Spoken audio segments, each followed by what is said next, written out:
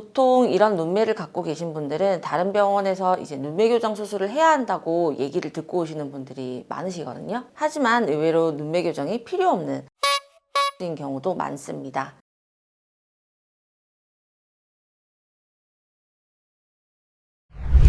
안녕하세요. 반호박이 성형외과 박원주 원장입니다. 오늘은 안검하수에 대해서 진성 안검하수 그리고 가성 안검하수에 대해서 알아보겠습니다.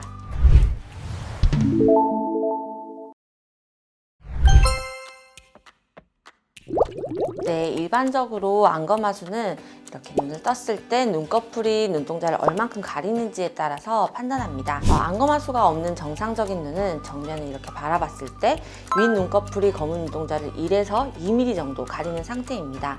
그런데 선천적으로 또는 노화 등의 후천적인 원인으로 눈 안쪽에 눈꺼풀을 들어올리는 근막이나 근육이 약해지면 이 상안 검면이 정상보다 아래쪽으로 처져서 안검하수가 발생하게 됩니다. 이렇게 되면 좀 답답하고 피곤해 보이는 그런 인상을 주게 됩니다.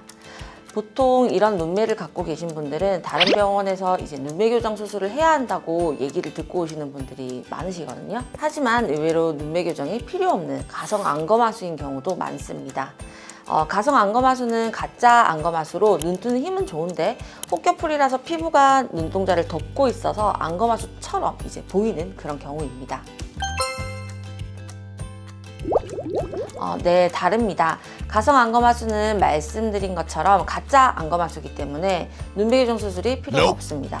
눈 뜨는 힘은 좋은데 피부가 덮고 있어서 안검하수처럼 보이는 것이라서 덮고 있는 피부만 좀 정리해주면 또렷하고 선명한 인상을 얻을 수 있습니다. 그리고 진성 안검하수의 경우에는 당연히 눈 뜨는 힘이 약하시기 때문에 눈 뜨는 힘을 강화시키는 눈매 교정 수술이 추가로 필요하게 됩니다.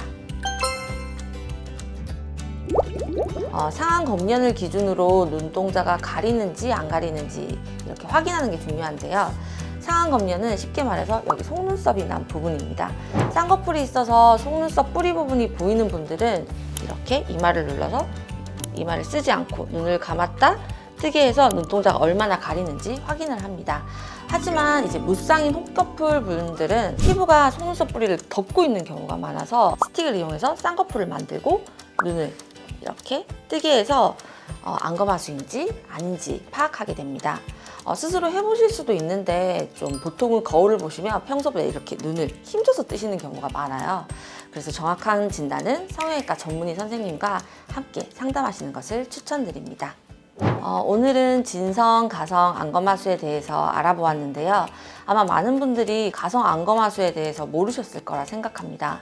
아는 것이 힘이라고 이런 지식을 좀 바탕으로 내 눈 상태에 대해서 좀 더 정확하게 알고 상담을 받으신다면 좀 불필요한 수술을 거르는 데도 도움이 되지 않을까 합니다.